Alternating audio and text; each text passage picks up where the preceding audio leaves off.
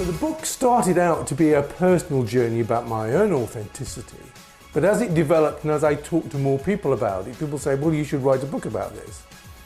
So the book itself took about 12 months to write, longer than I thought. And it eventually became called Release Your Wow, because fundamentally it's about understanding who you are and being that person. And not just that, but having the confidence to be that person. Because all of us start off with, genetic blueprint. And what happens to us is normally sort of happen chance and just normal life and circumstance. And we get to a point in life where we think, well, what the hell happened to us? And are we really who we're supposed to be? So it's at that point where a lot of people think, well, I really need to look a little bit more closely about myself. Well, that was my own journey. And through doing that, I came out with a lot of the lessons, if you like, that are found in the book. And being a consultant, I want to give people a process by which they can use these findings and these insights to find out who they are themselves. I didn't want to just chuck ideas at people, but I wanted to give them a process by which they could get to their own personal fulfillment. So the first chapter is called Insight. It's to give you, if you like, all the information that you need to then go forward in the other steps. After that becomes awareness, that's starting to use our mind to become more aware of who we are, what we're doing, and to try and switch off those autopilot programs that keep us thinking, feeling, behaving in the same way. So then through that, after insight and awareness, we're going to authenticity. So this really brings in positive psychology, which is all about who are you really, how do you find out who you are. There's all kinds of clues, likes, dislikes, peak experiences, all that kind of stuff. But positive psychology have also given us quite a few tools and questionnaires that can actually help us access that authenticity. And I've used that with all my kids and all my friends, for example, to say, well, look, this is who you are, did you really know, and are you being that person? So then, after those 3 chapters, it's then saying, well, what do we do with that? How do we actually bring that to the fore? So the next chapter is called Well-being, which is how do we become that person, authentic person in life? And also, how do we surround ourselves with some of those other things that will help us, like, diet, like relationships, like activities, like health and all that kind of stuff. Now, for a number of us, that might be the end of the journey because you now know who you are, you're being that person in life, and you're surrounding yourself with positive emotion and all that kind of stuff. But the next chapter is called Creation, which is actually if there's still something left that you think is still undone, that summit of the mountain that you now think, actually, there is one thing I really want to do. That's where, if you like, Release Your Wow comes in. So that's it. I say in the book, look, you can take your winnings home with you now. Don't place any further bets if you don't want to. But if, like me, you think there's something else to go for, let's go for it. But you're then going from it from a position of strength, from a position of authenticity. I'm not asking you to jump in the water before you can swim. We've done quite a lot of work up until this point.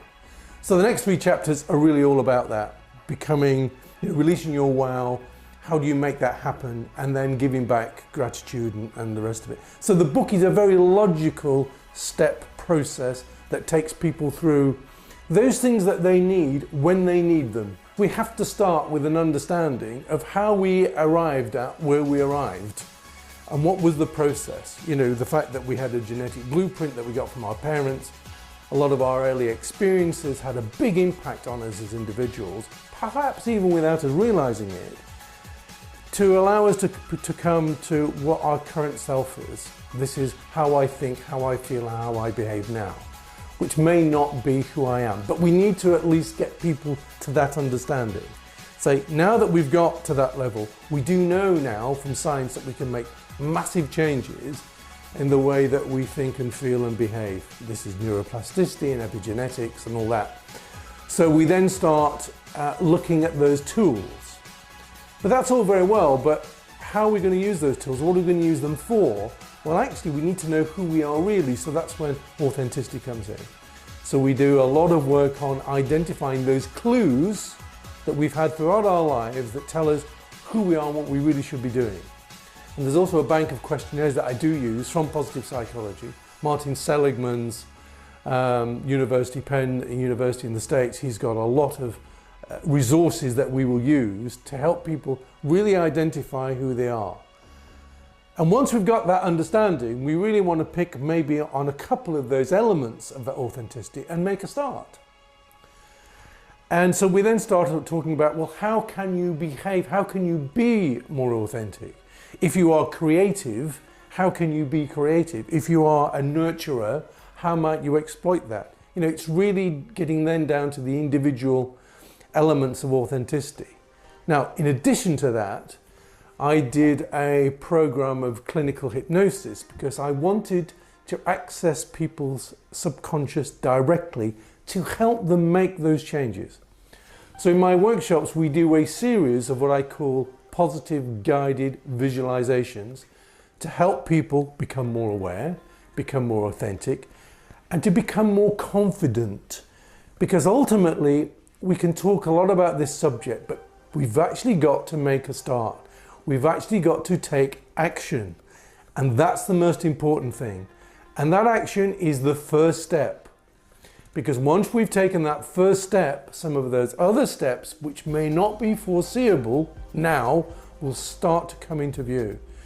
So if people do have an issue with that confidence and taking that first step, I can use guided visualization to help them. The workshop is informative, it's very useful, but it's also, fun.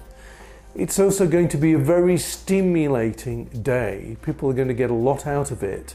They're going to very much enjoy the experience, but it's going to be a start of the journey, because after the workshop, people must then do some things on their own, but hopefully we've given them the confidence to take those first few steps when they leave the workshop on that journey towards, self-awareness and personal fulfillment, which I think is what life is about. Ultimately, evolution, if you believe in that, has reached a point where we now must push on for the next generation. We only do that by being the people that we're supposed to be, as much as we can. So I actually rejoice when I see people really being authentic, really pushing themselves as much as they can with that confidence that comes from the inner belief of knowing they are being who they should be.